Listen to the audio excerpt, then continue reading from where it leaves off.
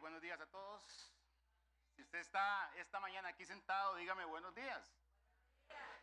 También queremos darle buenos días a Josep y a Francisco que nos visitan. ¿Dónde están? Para saludarlos. ¿Dónde están? Por acá. Dios les bendiga.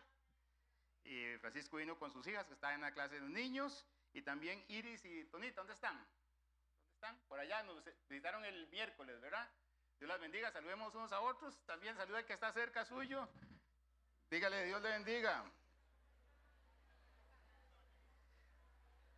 Ok, y una vez que hemos hecho eso, le pedimos a los hermanos de Juventud Dinámica y a la clase de Principios Bíblicos de Fe que puedan ir a sus clases, por favor. Yo creo que es que se me pega aquí en el micrófono. No, está bien con eso.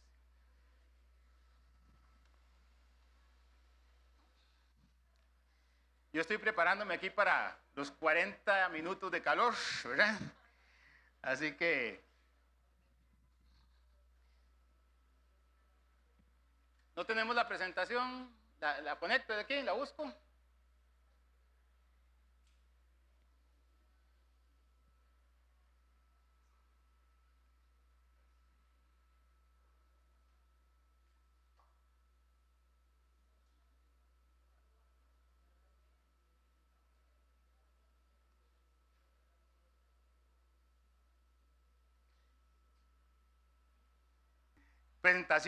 Con presentación o sin presentación arrancamos.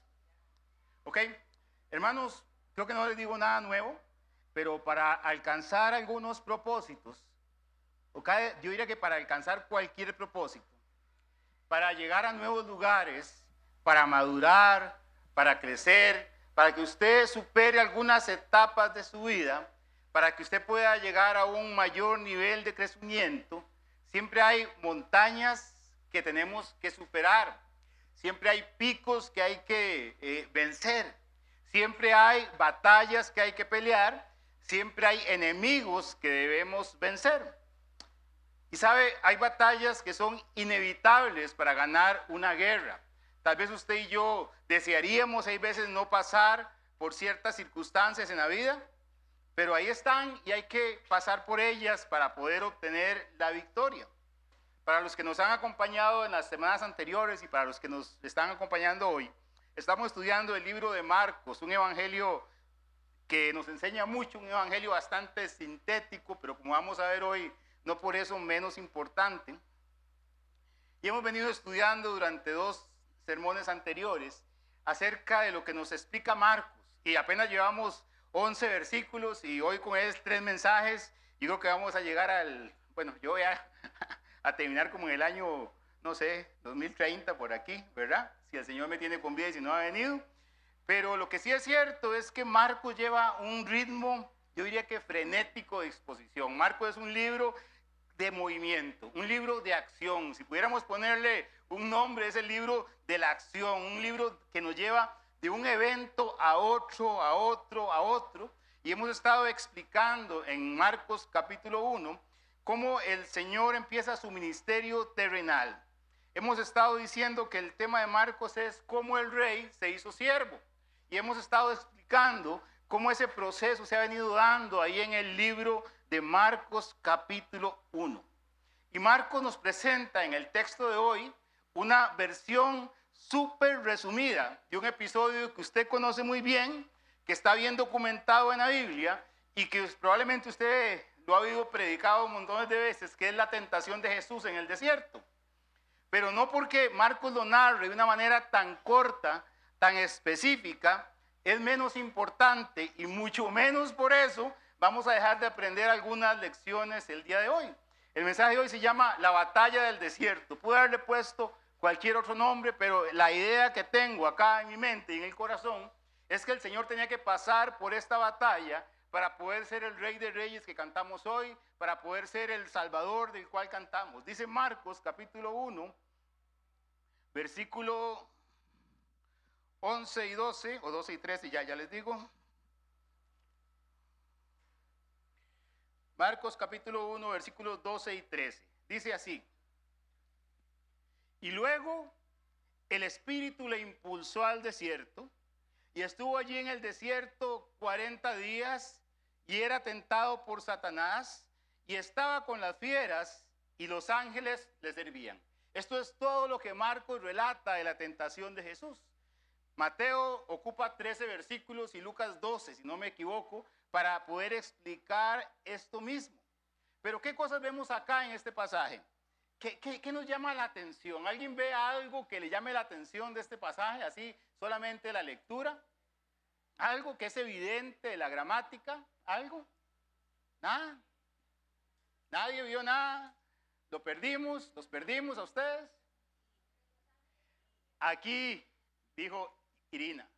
Y luego el Espíritu le impulsó al desierto. Y allí estuvo en el desierto 40 días. Y era tentado por Satanás. Y estaba con fieras. Y los ángeles le servían. Y si usted conoce algo de gramática, sabrá que está ahí, ¿verdad? Que tiene ese papel de conectar ideas. Y que cada una de estas ideas tiene que ver con hechos y con acontecimientos distintos.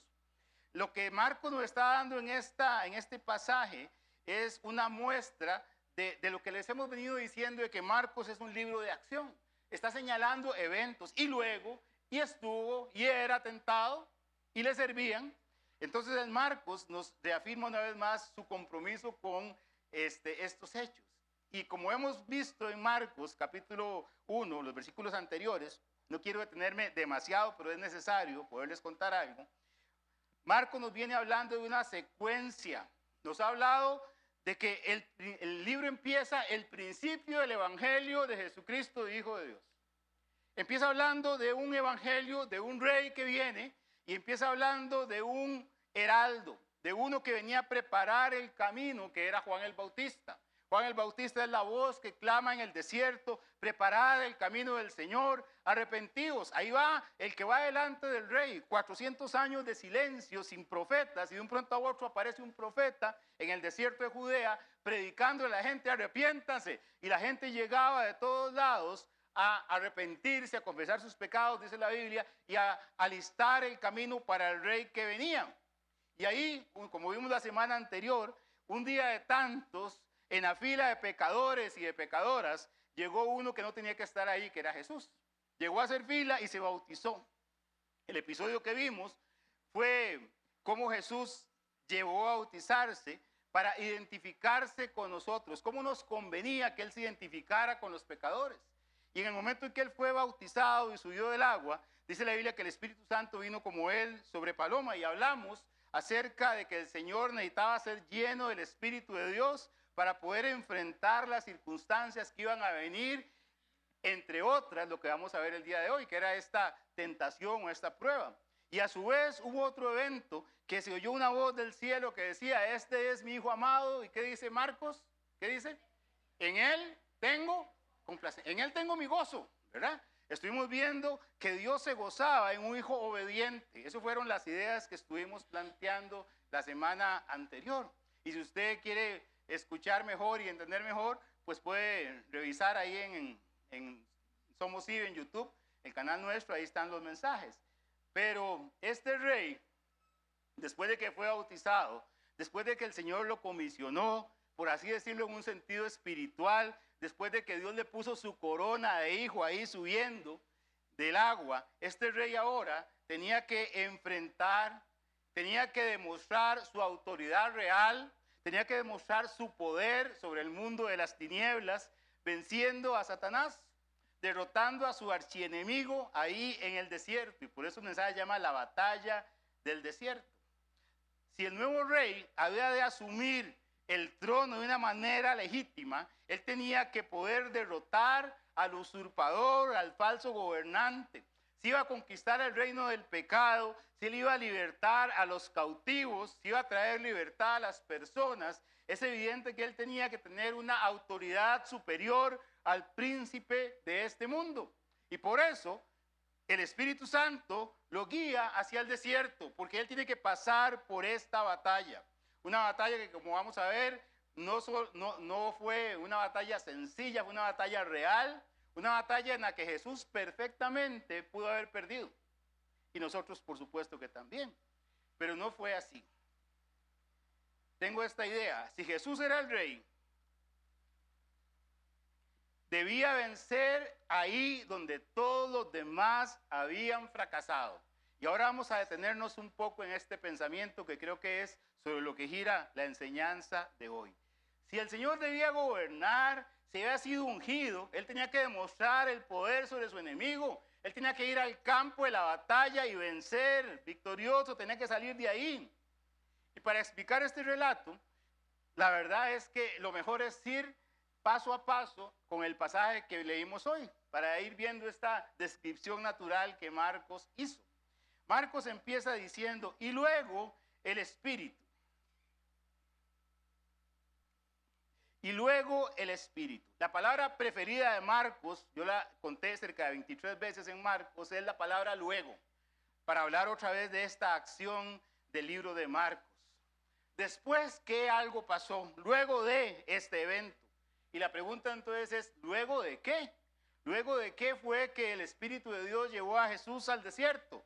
Pues luego de lo que ya les he venido diciendo, que Jesús fue bautizado en el Jordán. Y esa secuencia que ya les mencionamos, del mensajero que viene, del rey que se mete al Jordán, que se identifica con nosotros, del Padre que lo unge, que lo comisiona, del Espíritu Santo que lo capacita, que lo fortalece para cumplir la misión de rescate. Y luego ahora es el Espíritu Santo que recién ha venido a complementarlo, el que lo lleva, el que lo impulsa al desierto.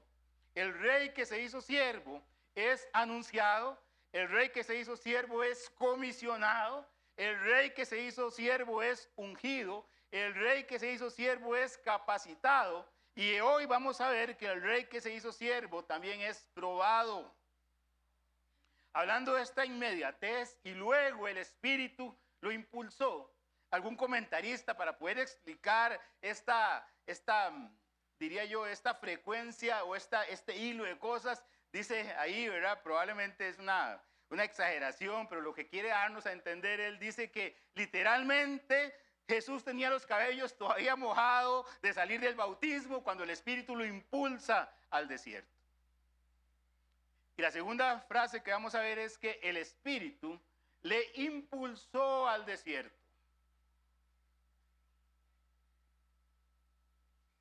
Ustedes que conocen muy bien el español, ¿qué significa impulsar? ¿Qué significa impulsar? ¿Alguien? Empujar, se empuja a alguien, ¿sí? ¿Qué más? Nada más eso significa. Motivar, sí, muy bien. ¿Algo más? Alentar a alguien a que haga algo, claro. Ahí está don Javier Valenciano con el diccionario. La Real Academia dice que impulsar es empujar a alguien a producir un movimiento.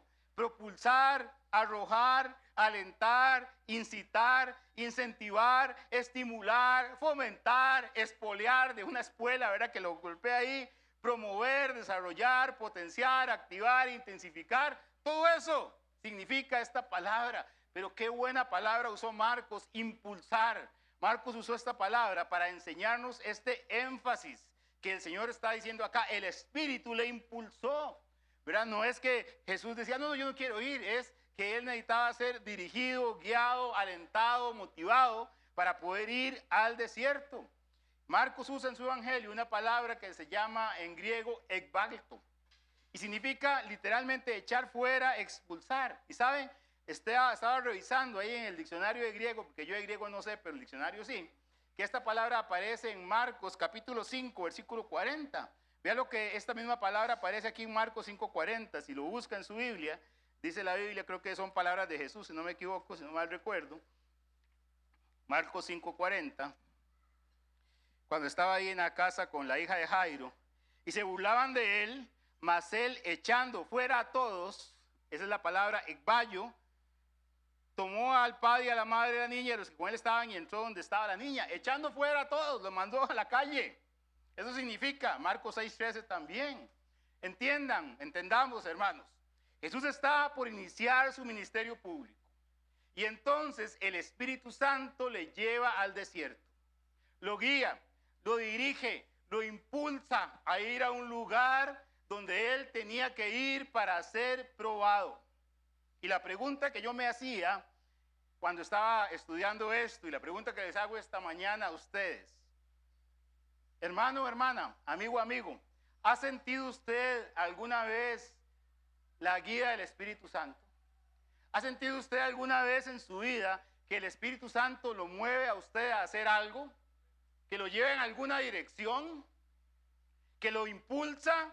¿Que lo lleva a un lugar específico a hablar con una persona, etcétera? Y usted dice, ay, sí, el Espíritu Santo me ha motivado, a mí me gustaba esta muchacha y entonces el Espíritu me guió hacia ella, ¿verdad? Eso es más fácil. Pero cuando es un lugar o una persona o una circunstancia que no necesariamente es algo que usted o yo escogeríamos por gusto propio. ¿Ha sentido usted alguna vez que el Espíritu Santo lo mueve, que lo guía, que lo motiva a hacer algo? Algo que tal vez no estaba en sus planes, algo que tal vez usted no quería hacer, un lugar que usted no quería visitar, algo que usted no había tenido en su agenda, pero de un pronto a otro un día Dios le pone en su mente o en su corazón, o las circunstancias alrededor se dan de tal manera que usted dice, Dios me está hablando para esto. ¿Hay alguno de ustedes que ha sentido esa guía del Espíritu Santo? Y pregunto porque, como decía la semana pasada, hay veces no entendemos el Espíritu Santo. Y hay veces no oímos su voz. O hay veces habrá algunos que nunca lo han oído, ni tan siquiera. Y eso me lleva a la segunda reflexión. Como hijos de Dios, usted y yo, como Jesús, somos dóciles a la guía del Espíritu Santo. Cuando escuchamos esa voz, cuando sentimos ese impulso, cuando somos guiados, cuando nos llevan hacia esas circunstancias, personas o condiciones, nosotros escuchamos la voz de Dios, pero después de que la hemos escuchado, lo más importante, obedecemos. Jesús era un hombre, Dios hecho hombre, que tomó la decisión de obedecer al Espíritu Santo. Jesús fue dócil, obediente a la guía, al impulso del Espíritu de Dios. Y vean, el Espíritu Santo no le estaba llevando a Disney, ahí a pasear. No le estaba llevando a unas vacaciones ahí a un hotel 5 estrellas, ni a una cena agradable, sino que él sabía que él tenía que ir a un desierto, a cumplir un propósito, a enfrentar una batalla, a ser tentado. El Señor ya sabía lo que venía, que lo que iba a venir era muy duro. Se cumple el tiempo, cierra su taller de carpintería, camina 150 kilómetros hasta el Jordán, se bautiza y ahora el Espíritu le dice, ahora sí, vamos al desierto. No puedo pensar, porque probablemente usted y yo nos es una idea un poco difícil de entender, pero en los países que tienen ejército y las personas son llamadas al ejército a cumplir su tiempo ahí, y cuando se desata una guerra, yo imagino que los que están ahí esperando en su casa como reserva, cada vez que alguien los llama, cada vez que recibe un mensaje, seguramente pensará, ¿es el tiempo? ¿Llegará mi momento? Y el mensaje le llegó a Jesús. Este es el momento. Mateo, capítulo 4, versículo 1, dice claramente lo que no dice Marcos. Entonces Jesús fue llevado por el Espíritu al desierto, y vea lo que dice aquí, para ser, ¿qué? Tentado por el diablo. Jesús en su doble condición, 100% Dios, 100% hombre, tenía que ganar la guerra, la batalla, y como repito por tercera vez, tenía que ganar ahí donde otros habían fracasado. Jesús se había identificado con los hombres en su nacimiento, nació de una virgen, nació como todos los que estamos aquí, nació igual, no le fue igual su nacimiento. Jesús se identificó cuando se fue a bautizar con el montón de pecadores que decían necesito arrepentirme. Y ahora, después de que ha sido bautizado, Jesús se identifica con todos ustedes y yo, que en nuestra carne hemos sido tentados en nuestra vida. ¿Hay alguien aquí que no ha sido tentado a hacer algo malo en su vida? ¿Alguien aquí que está exento de las tentaciones? ¿Que solamente respira flores y bendiciones todos los días? Pues Jesús ahora se identifica con los hombres en las pruebas y en las tentaciones. Marcos nos da un contraste entre los versículos que acabamos de ver, de él bautizándose y lo que está pasando acá. Porque ¿dónde pasa? ¿Dónde sucede? ¿En qué lugar sucede el bautismo de Jesús? ¿En un qué? ¿En un qué? ¿En un lugar llamado desierto? ¿Verdad? ¿Y dónde es tentado Jesús? ¿En un lugar llamado? En un desierto Jesús es bautizado, ungido, comisionado, y en un desierto es probado. Pero son desiertos que tal vez sea el mismo, pero son circunstancias muy diferentes. En el primer desierto, ahí en el bautismo, había una multitud de pecadores. Ahora Jesús está en una soledad absoluta, 40 días y 40 noches. En el desierto del bautismo, Jesús oye a Dios hablando, este es mi Hijo amado. En el desierto de la tentación, Jesús ¿a quién oye? Al diablo tentándole 40 días y 40 noches. En el desierto del bautismo, Jesús está escuchando a Dios diciendo, este es mi Hijo amado, en él tengo complacencia. Y ahora en este desierto, Satanás está poniendo en duda su identidad porque le dice, si eres hijo de Dios, ¿pueden ustedes ver los contrastes en 2 o 3 versículos? Y eso nos lleva a la tercera palabra, que es el desierto. Jesús fue llevado al desierto. El desierto es un lugar aislado, inseguro. Tal vez usted y yo pensamos en los desiertos que estamos acostumbrados a ver en la parte de África, en la parte también aquí del norte, etcétera. Pero no es un desierto de esos típicos con dunas de arena, sino que un poco, saqué alguna foto ahí del desierto que está por ese lado. Es una zona llena de montañas peligrosas, inhóspitas, de difícil acceso. Se imagina que usted iba ahí y le digan, vaya a la pulpería a traerme algo. Y después de que llega se me olvidó algo. Era un lugar peligroso, dice la Biblia, en este mismo pasaje de Marcos, que habitaban fieras. Estuve buscando qué tipos de fieras habían. No pude identificar, sí sé por la Biblia en otros pasajes que habían chacales y otros animales parecidos. Era un lugar peligroso. Y además, los judíos en su pensamiento, en su cultura, en sus costumbres, ellos entendían que el desierto era el lugar donde habitaba el diablo, Satanás. Y ahí va entonces Jesús. Ese era el escenario de batalla. Como les digo, no era un parque de atracciones. Y dice la Biblia que era tentado por Satanás. Yo quiero ser totalmente sincero con ustedes. Yo no puedo entender de una manera adecuada, sí puedo dar algunas explicaciones, pero cómo era que Jesús, siendo 100% Dios y 100% hombre, es tentado. No puedo entender esta parte de su doble naturaleza. Lo que sí sé es que la tentación estaba, la prueba estaba porque Jesús tenía la posibilidad de perder, la posibilidad de fracasar. Era una tentación real y él tenía que ganar una batalla real. Y eso me lleva a la otra palabra, que es que Jesús fue tentado en el desierto. Y la palabra tentación en la Biblia es una palabra griega que se llama peirazo, que está ahí. Y es un término legal que se usa para probar algo. Mire, Fran, yo tengo un video donde usted estaba saliendo del parqueo y le pegó a este carro, ¿verdad? Esa es la prueba, ¿verdad? Esa es la prueba. Y yo le diré, no era yo, era parecido a mí. Andaba el carro mío, pero no era yo, ¿verdad? Lo que la gente hace. Pero eso pasa. Ese es un término legal, una prueba para algo. Esto lo que quiere decirnos, hermanos, es que en el griego la palabra tentación se usa para tentación en el sentido que nosotros lo conocemos y también para la palabra prueba. Usted y yo tenemos estas dos palabras y las distinguimos unas de otras, pero en el griego se usa la misma palabra, peirazo. Y entonces, ¿cómo sé yo cuando la Biblia habla de tentación o cuando la Biblia habla de prueba? Un poco más en el contexto, un poco entendiendo de qué es lo que está pasando. Fran, eso es cierto. Santiago 1:12. Bienaventurado el varón que soporta la tentación, peirazo, porque cuando haya resistido la prueba, peirazo, recibirá la corona de vida que Dios ha prometido a los que le aman.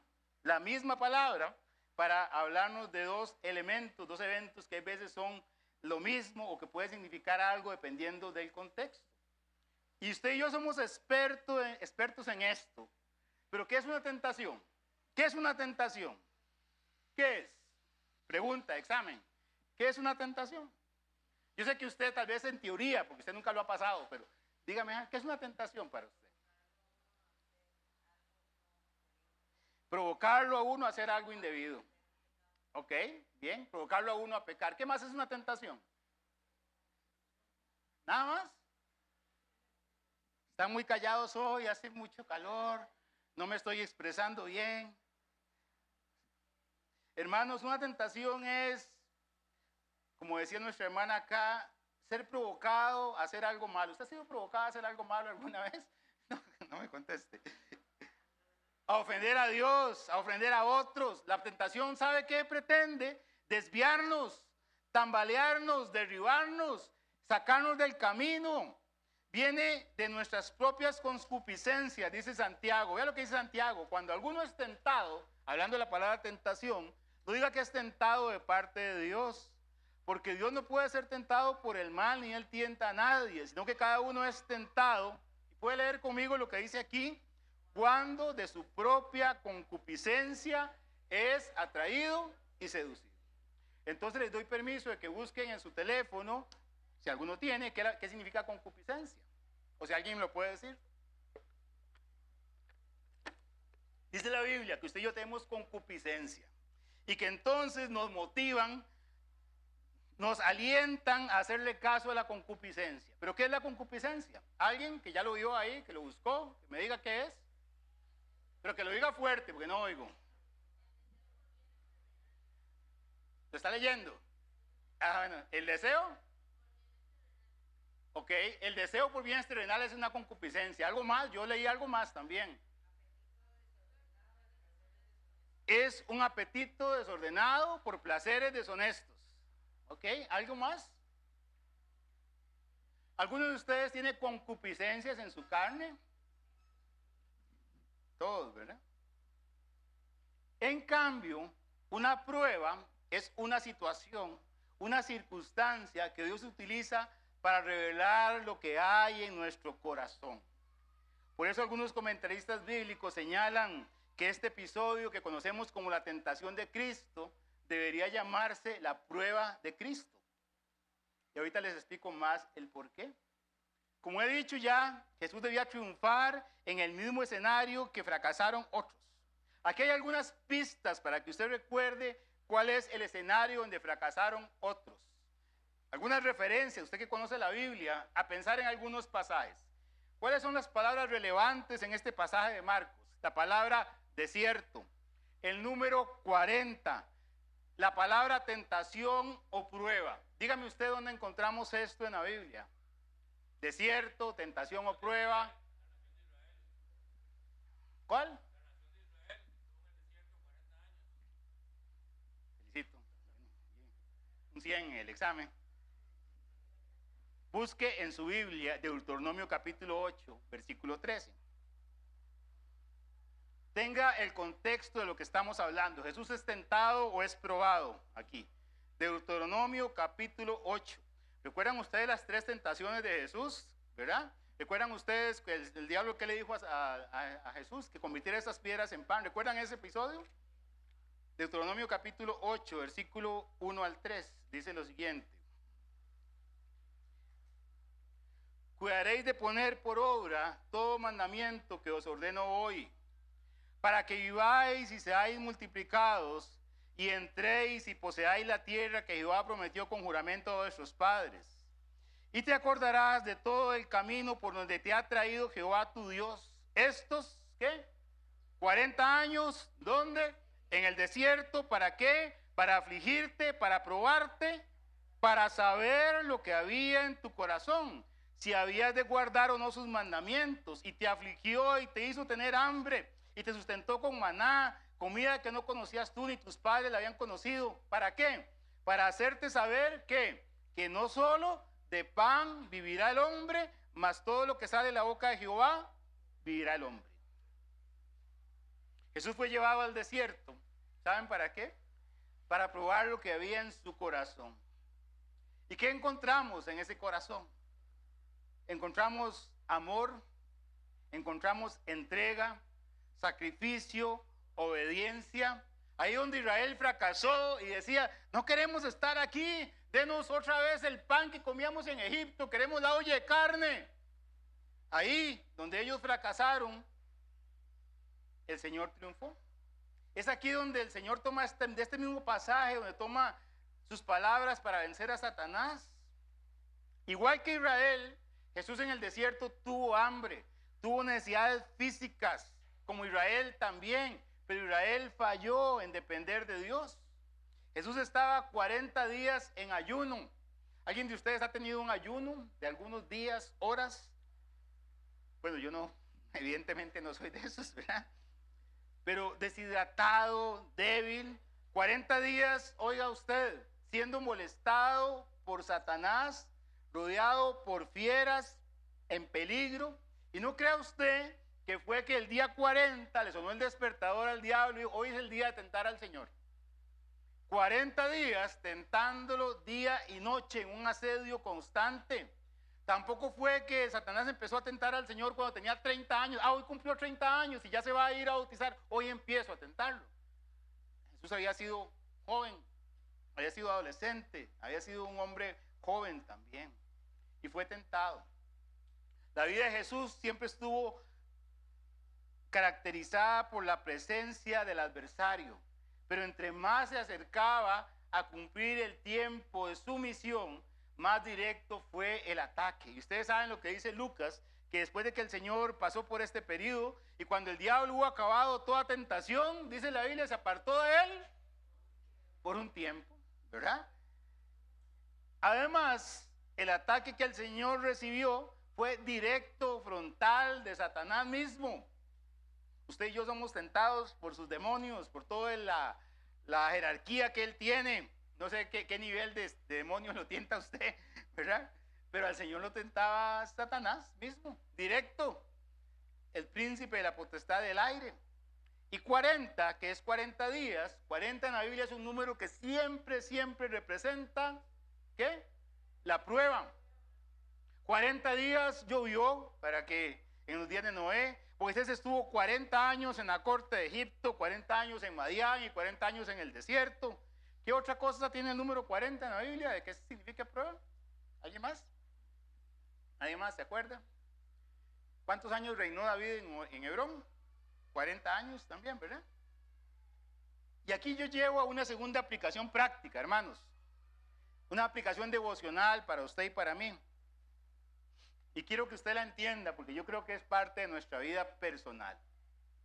Hay veces, usted y yo, por nuestras malas acciones, por nuestra desobediencia, por nuestro pecado, por nuestra cabeza dura, nos metemos en desiertos solitos, ¿sí o no? ¿Sí o no? Hay veces cometemos errores y nos metemos en un desierto. Hay veces, usted y yo, haciendo lo correcto, hay personas que nos meten en sus desiertos por diferentes circunstancias. Gente o circunstancias que nos hacen daño, que nos lastiman, que nos afectan. Hay veces son padres, hay veces son hijos, hay veces son esposos, hay veces son circunstancias de trabajo, hay veces la economía. Y usted se mete en un desierto. Usted está haciendo lo correcto y de pronto otro está en una situación difícil. Pero lo que yo quiero decirle en el caso de Jesús es que usted y yo debemos entender que Dios envía a sus hijos al desierto para revelar lo que hay en sus corazones. ¿Puede leerlo conmigo? Dios envía a sus hijos al desierto para revelar lo que hay en sus corazones. Hay veces se revela que en nuestros corazones hay rebelión, amargura. Ya estaba ahí, pero el desierto lo que hace es sacarlo. Se revela hay veces nuestra falta de fe, nuestra carnalidad, nuestra inmadurez. Yo puedo hablarles de mi testimonio personal y probablemente ustedes también, pero en los desiertos por los que nos ha tocado atravesar o los que estamos atravesando, hay veces revelan que somos débiles en nuestra vida espiritual, que nos falta crecer, que tenemos una fe a medio camino. ¿Qué revelan los desiertos en su vida? El desierto prueba, revela lo que hay en su corazón, para que usted y yo seamos purificados, para que maduremos, para que crezcamos. Dios siempre tiene propósitos. Romanos 8:28 se lo sabe de memoria. Pero cuando Dios nos lleva a los desiertos, aunque hay veces no lo entendamos, aunque a veces no lo queramos, aunque a veces nos duela, hay veces necesitamos estar en la soledad, en los peligros, llevarnos esas asoleadas, en la debilidad, en la disciplina, para caer de rodillas y para poder madurar nuestra vida espiritual. Amén. Fácil decirlo, ¿verdad? ¿Quién quisiera pasar por un desierto gratis? ¿Alguien de aquí quisiera ir al desierto gratis? Tal vez, hermano, amigo, amiga, en este mismo momento estés pasando por desiertos, no paseando, pasando por desiertos. Tal vez estés en un momento de batalla espiritual. Tal vez estés en una lucha porque Dios, por hacer la voluntad de Dios, bajo el peso de las circunstancias o el peso de las circunstancias, de las pruebas y las tentaciones, te quieren mover de tu propósito. Ese es el primer escenario. En el desierto fracasó el pueblo de Israel. Ese es un símil. Pero también en este mismo escenario, por así decirlo, hubo otro que cayó, no en el sentido de un desierto, sino más bien en un sentido contrario. Y ese otro fue, ¿sabe quién? Adán, en el libro de Génesis. ¿Dónde estaba Adán? ¿En un desierto o en un paraíso? ¿Dónde le gustaría estar usted? ¿En un desierto o en un paraíso? Paraíso. Adán tenía todo, pero Adán fracasó. Y ahora vamos a ver por qué dice la Biblia en Romanos capítulo 5:12. Por tanto, como el pecado entró en el mundo por un hombre, Adán, por el pecado la muerte, así la muerte pasó a todos los hombres, por cuanto todos pecaron. Y dice Romanos 5, pero el don no fue como la transgresión, porque si por la transgresión de aquel uno murieron los muchos, abundaron mucho más para los muchos la gracia y el don de Dios por la gracia de un hombre, Jesucristo. Hermanos, ahí donde fracasó Adán, Jesús ganó la batalla. Vamos a ver lo que dice acá. Allá en Edén, Adán estaba en un paraíso. Los animales le servían, nadie lo atacaba. Era un lugar de abundancia, no estaba solo, tenía ayuda idónea ahí. Y además todos los días Dios venía y se paseaba en el huerto, iban hablando todo el día en la hora del café. Eran condiciones favorables. Pero un día, con todo a su favor, Adán creyó la mentira de Satanás, que era querer ser como Dios sin Dios. Querer ser independiente de Dios. Jesús encontró un escenario completamente adverso. No estaba en un paraíso, sino en un desierto. No estaba acompañado, sino solo. Fue tentado cada momento. Tuvo hambre porque no había abundancia por 40 días. En este mismo escenario, siguiendo el símil, Adán fue sacado, escoltado por unos agentes llamados ángeles fuera del paraíso porque pecó. Mientras que Jesús fue asistido, alimentado y cuidado por ángeles porque Él venció. Amén. Adán nos cerró el camino al paraíso y Jesús nos abrió el camino al trono de la gracia. Así que, hermano, amigo, yo creo que hoy es un buen día para dar gracias a Dios por el Señor Jesucristo, por el segundo Adán en el que usted y yo encontramos victoria y perdón de pecados. Resumo esto: Jesús venció donde Adán falló, Jesús venció donde Israel fracasó. Por eso el libro de Hebreos dice: por tanto, hermanos, amigos, teniendo un gran sumo sacerdote que traspasó los cielos, Jesús el Hijo de Dios, retengamos nuestra profesión, retengamos el camino en el que estamos, porque usted y yo no tenemos un sumo sacerdote que no puede compadecerse de nuestras debilidades, sino uno que fue tentado en todo según nuestra semejanza, pero sin pecado. Y por eso usted y yo podemos acercarnos confiadamente al trono de la gracia para alcanzar misericordia y hallar gracia. ¿Para qué? Para el oportuno socorro. Yo quisiera preguntar si esta mañana hay alguno aquí que no ocupa el oportuno socorro de Dios. El miércoles en la oración, Mayela parafraseaba este pasaje, ¿verdad, Maya? Y ella decía, hablando de esto, porque sí tenemos un sumo sacerdote que fue tentado en todo y por eso él sí puede compadecerse de nuestras debilidades según nuestra semejanza. Eso hizo el Hijo de Dios. Hasta aquí, hermanos, hemos visto en estos minutos, el impulso del espíritu, los días en el desierto, la tentación, y nos falta hablar un poco del diablo, el adversario. Y sabe, usted y yo a veces tenemos la idea de un adversario del diablo, como ese diablo de la Edad Media, ¿verdad? Ese cachudo ahí, ¿verdad? Y no entendemos que usted y yo tenemos una lucha diaria a un nivel espiritual. Si usted y yo tuviéramos ojos espirituales y viéramos alrededor suyo, todos los demonios que están a su alrededor, pues no son los físicos, ¿verdad? Son los espirituales, ¿verdad? Para que usted lo vuelva a ver de mala manera el que está a su lado. Hay un montón de maldad en las regiones celestes alrededor suyo. Pero hay veces, hermanos, creemos que eso es una forma de intentar explicar la existencia del mal, pero que nada tiene que ver conmigo, nada tiene que ver conmigo, con mi familia, con mis circunstancias. Nada más alejado de la realidad, hermanos. Jesús tuvo que experimentar durante toda su vida, el acoso y el ataque del diablo. No sé, siempre uso esta palabra porque me lo imagino así. Jesús tuvo que oler el aliento fétido de la maldad a su alrededor, buscando hacerle fracasar toda su vida. Jesús sintió la maquinaria del mal activa alrededor de él para desviarlo de los propósitos salvadores que tenía. Encontré un comentario de John MacArthur sobre esto. Dice John MacArthur: Jesús nunca hubiera podido establecer su reino si no hubiera sido capaz de derrotar al usurpador. Era su deber real aplastar la cabeza de la serpiente, Génesis 3:15, deshacer las obras del diablo, 1 Juan 3:8, y deponer al ilegítimo Dios de este siglo, 2 Corintios 4.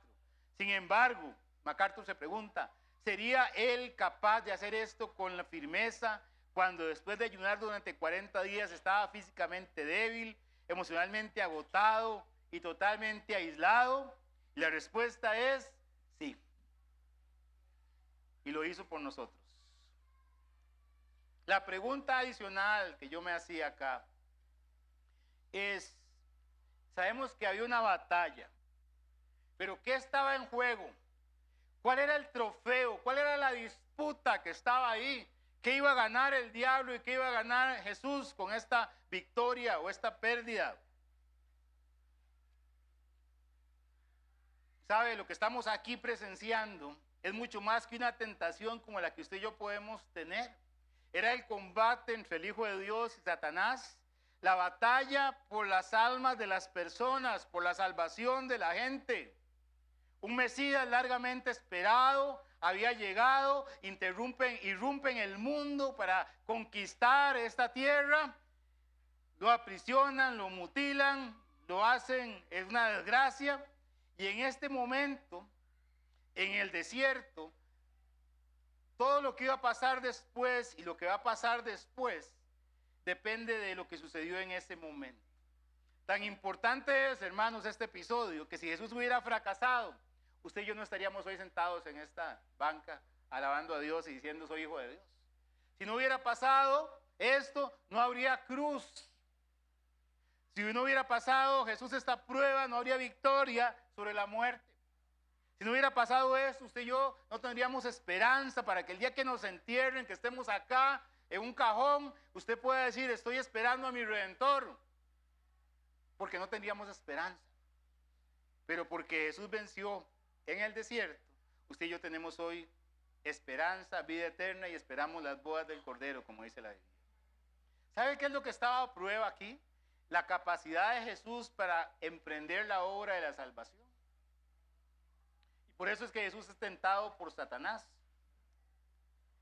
No quiero detenerme mucho hablando de Satanás, la verdad que no. Prefiero hablar de mi Señor.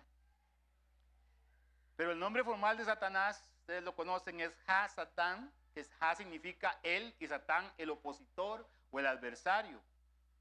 Y su nombre describe su eventual función opositor al plan de Dios, a la creación de Dios. Cuando el cristianismo entra, ¿verdad? Los griegos hablan del mal y le llaman diabolos, que pasó al español como diablo y significa el acusador o el calumniador, describiendo nuevamente ese papel.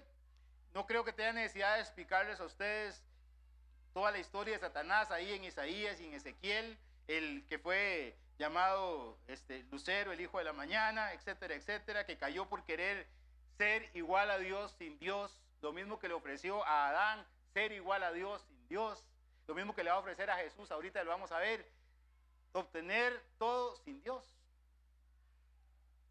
Marcos no entra en detalles, vea todo lo que he hablado, estoy en un versículo. Marcos no entra en detalles cómo fue tentado Jesús, solamente hay 2 versículos. Pero en Mateo y en Lucas, como les dije, hay una explicación mucho más amplia que usted conoce probablemente mejor que yo. Porque el objetivo de Marcos es contarnos el resultado. En Marcos nos dice, mire, el partido quedó 1-0, ganó el Señor. Eso es. Antes de iniciar el ministerio, Jesús sufrió un intenso ataque de Satanás, pero lo venció. Y ahora, entonces, el Marcos sigue escribiendo. Y ahora, entonces, Jesús empieza su ministerio, va a predicar y hace su equipo de trabajo, que es lo que vamos a ver en algún tiempo cuando me toque enseñar nuevamente. Pero nosotros sabemos esas tentaciones en qué consistieron. Tal vez vayamos, creo que tengo tiempo un segundo, Mateo capítulo 4. Vamos un trito a Mateo 4. Creo que tengo unos minutos para eso.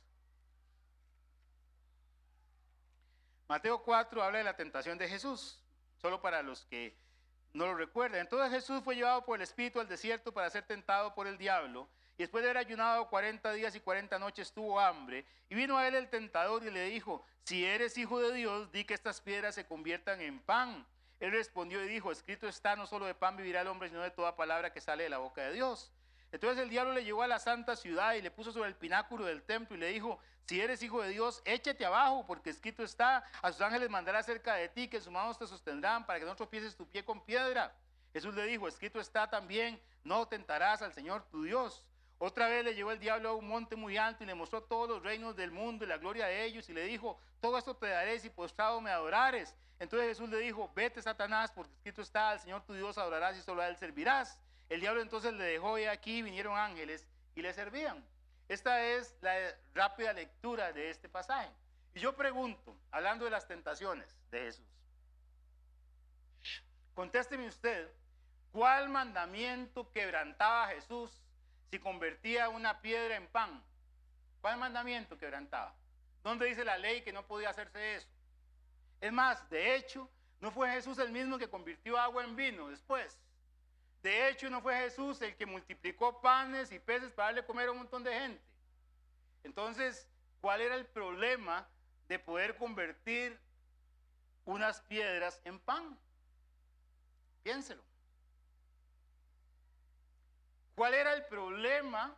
¿Cuál era el pecado de tirarse de la torre del templo para que lo atajaran unos ángeles? Si el Salmo 91 ya lo dice y el Satanás se lo sabía de memoria, se sabe de memoria la Biblia, así que si usted sabe de memoria la Biblia, está en el mismo nivel de Satanás.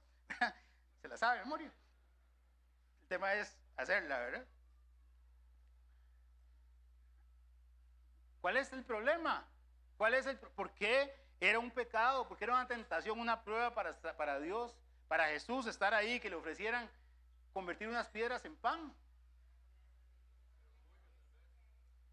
Orgullo, ponerse al mismo nivel. Sí, hay varias respuestas, ¿verdad? Jesús está en un estado de ayuno profundo. Jesús tuvo hambre como cualquier hombre. Usted y yo tenemos hambre después de 2 horas, ahora después de 40 días y 40 noches. Él deseaba comer. Él tenía una necesidad legítima. Era un acto propio de supervivencia. Era normal que tuviera. Y él en su carne como hombre lo tenía. Tener hambre no era nada malo ni era reprochable. Y todos dijimos, amén. Tener hambre no es malo ni es reprochable. Amén, ¿o no? El meollo del asunto está en la pregunta. Y no, aquí las traducciones dicen, si eres hijo de Dios, pero en realidad no hay una pregunta.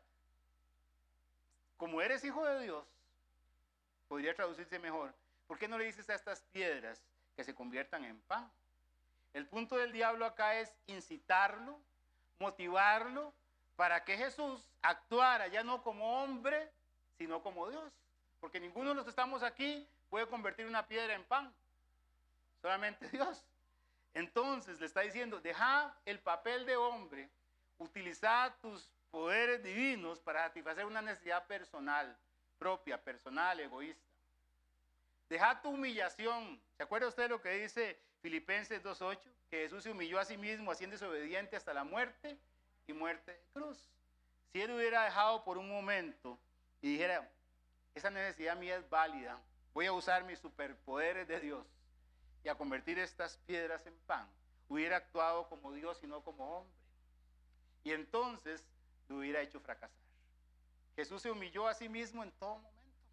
Decidió no actuar como hombre, no actuar como Dios, sino como hombre. Jesús fácilmente hubiera chasqueado sus dedos. Pero en ese momento que hubiera hecho esto, hubiera abandonado su condición de hombre y hubiera echado por la borda el plan de redención, porque no hubiera sido como usted y como yo. En otras palabras, esto lo pasó en su carne. La segunda tentación, Satanás lo apela a los orgullos de la vida, como mencionaron aquí, lo lleva a la santa ciudad, lo pone en el pináculo del templo y le dice, tírese a ver si los ángeles lo atajan. Eso es lo que está diciendo. Satanás está forzando a Jesús para que Dios haga un milagro. Pregunta básica. ¿Había cumplido Jesús en este momento su plan? ¿Había empezado su ministerio? ¿Había cumplido la obra que el Padre le encomendó, sí o no?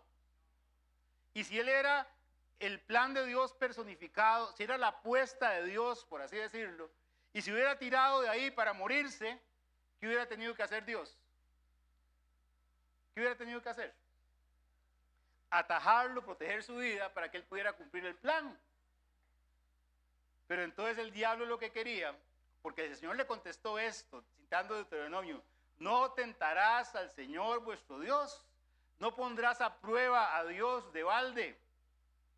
¿Sabe, hermanos y amigos? Dios tiene el control, Dios es soberano.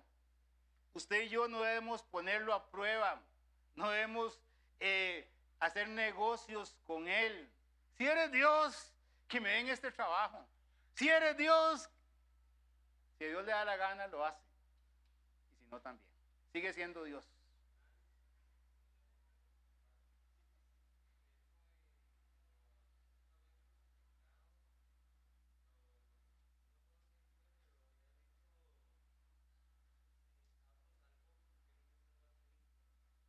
Lo dices perfecto. En la cruz, Él pudo haberse bajado y salvarse.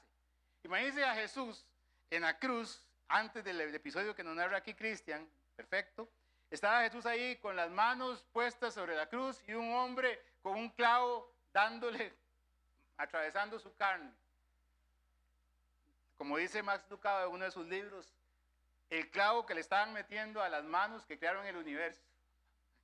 Solamente hubiera hecho así y se quita. Pero él obedeció, es la misma tentación. Se humilló a sí mismo hasta la muerte y muerte de cruz. Gracias, Cris. Y finalmente vemos la tercera tentación. No me puedo detener demasiado porque este no es el foco de esta enseñanza, ni es el foco de Marcos tampoco. Pero Satanás apela a los deseos de los ojos y me llama la atención que el diablo lo lleva a un monte y le dice, mira, si postrado me adorares, yo te doy todos los reinos de la tierra. ¿Sabe qué le estaba ofreciendo al Rey de Reyes y Señor de Señores, a quien toda rodilla se doblará un día? Era un plan más corto. Era gobernar sin pasar por la cruz. Era ser rey sin pasar por la cruz. Y vean el corazón ya no de Jesús, sino el corazón de Satanás. Él estaba dispuesto a perder todo lo que él tenía, porque su gran ganancia es que lo admiren, que lo adoren. Yo todo esto te lo doy, si postrado me adorares. Sigue siendo el corazón del diablo, quitarle la gloria a Dios. Ahí podríamos seguir hablando, este es un tema bonito. Pero Mateo capítulo 4, versículo 11, dice la Biblia que Satanás le dejó y que Jesús fue servido por ángeles. Los ángeles vinieron y sirvieron a Jesús, ¿verdad? Dice ahí el libro de Marcos. Y yo estaba reflexionando en esto ayer que estaba escribiendo y hablando con algunos de ustedes aquí en la iglesia. La ayuda llegó en el tiempo de Dios y a la manera de Dios. Jesús comió comida que los ángeles le llevaron, ¿cuándo? En el tiempo de Dios. Él rehusó hacerse su propia comida cuando Satanás lo provocó. Y entonces yo puedo aprender aquí claramente que la prueba no era la comida en sí, sino en quién, cómo y cuándo confío yo que supla mis necesidades. El tiempo de espera en Dios, para usted y para mí, que hemos estado o que estamos en el desierto, es un punto crítico para vencer o para ser vencidos en estas pruebas y tentaciones. El fracaso usualmente viene cuando usted y yo nos adelantamos al tiempo de Dios, cuando no podemos esperar en Él y entonces tomamos una decisión nosotros mismos, así como Abraham tomó una decisión de ayudar a Dios y tuvo un hijo con su sierva y desde ahí tenemos las guerras del día de hoy. Así como todos nosotros nos hemos adelantado a la voluntad de Dios porque hay veces queremos, como un ejemplo que di una vez, tal vez algún día lo vuelva a hacer, hablando de los masmelos, de ese experimento que hubo, ¿verdad? Hay veces queremos comernos el masmelo ya, porque nosotros preferimos el premio hoy antes que sacrificar para lo que viene después. Pero el tiempo de Dios es el tiempo perfecto. Por eso la Biblia dice que debemos aprender a esperar en Dios. Yo soy un mal alumno. ¿Hay alguien aquí que es un mal alumno como yo? ¿Hay alguien aquí que desea salir del desierto rápido? ¿Hay alguien aquí? Solo soy yo, hermanos, es que yo me siento así como solito.